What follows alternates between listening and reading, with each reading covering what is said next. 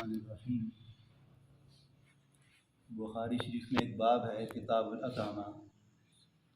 اس میں آتے ہیں سنت اور آداب کی باتیں ہیں۔ تو نبی علیہ السلام نے فرمایا کہ کھانے کے آداب میں سے یہ ہے کہ جب انسان کھانا تناول کر رہا ہو، کھانا کھا رہا ہو، تو اپنے جوتوں کو پاؤں سے اتار دے۔ یہ کھانے کے آداب میں سے۔ اب جس جگہ بھی کھانا کھا رہا ہے، چاہے گھر میں دسترخوان پر بیٹھ کے کھا رہا ہے تو پھر بھی جوتے اترنے ہونے چاہیے، اور اگر کسی تقریبات میں کھا رہا ہے تو پھر بھی جوتے اترے ہوں، اور اگر کسی حال میں کھانا کھا رہا ہے تو پھر بھی جوتے اترے ہوں۔ اس میں بعض انسان محسوس کرتا ہے کہ میں جوتے اتاروں گا تو میری انسلٹ ہو جائے گی، مجھے کوئی پینڈو کہیں گے، تو پینڈو کی بات نہیں، یہ سنت کی بات ہے۔ اور نبی علیہ السلام نے فرمایا کہ جب جوتے انسان اتار کے کھانا کھاتا ہے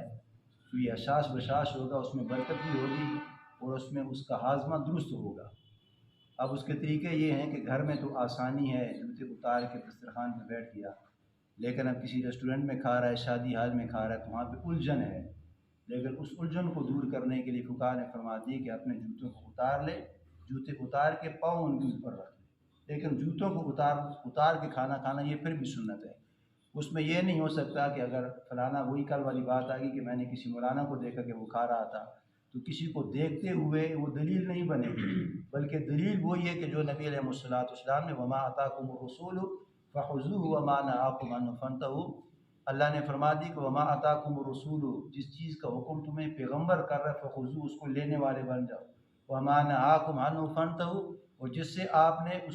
جس سے روک دیا فانتہوا، آپ اس سے رکنے والے بن جاؤ۔ تو یہ ایک نمبر کی دلیل ہے، یہ سنت بھی ہے، یعنی جو نبی علیہ السلام نے بتایا وہی ہمارے لیے حرف آخر ہے، اس کے علاوہ کوئی چیز ثابت نہیں ہے۔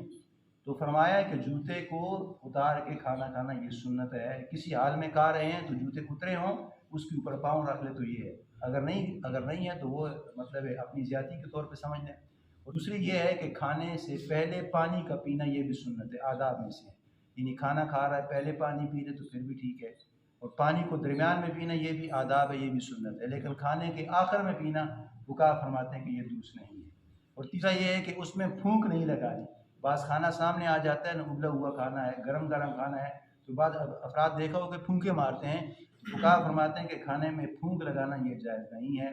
تو تیسرا مسئلہ یہ ہے کہ جب آپ دسترخوان پہ بیٹھے ہیں، یعنی دسترخوان کو بچھانا یہ آداب ہے، یہ سنت ہے۔ اب دسترخوان آپ نے کھانا مکمل کر لیا، کسی میزبان کے ہاں آپ گئے ہیں، تو فقہاء فرماتے ہیں کہ جب آپ میزبان کے لیے چلے گئے ہیں، دعوت ہے آپ کی، تو وہاں پہ جب آپ نے کھانا مکمل کر لیا تو آپ نے دعا کرنی، اللہم اطعم من اطعمنی واسق من سقانی، یہ دعا ہے۔ ویسے تو میں نے اس دن بتایا تھا کہ جب انسان گھر میں کھانا کھا رہا ہو اس کی یہ دعا ہے، الحمدللہ الذی اطعمنا،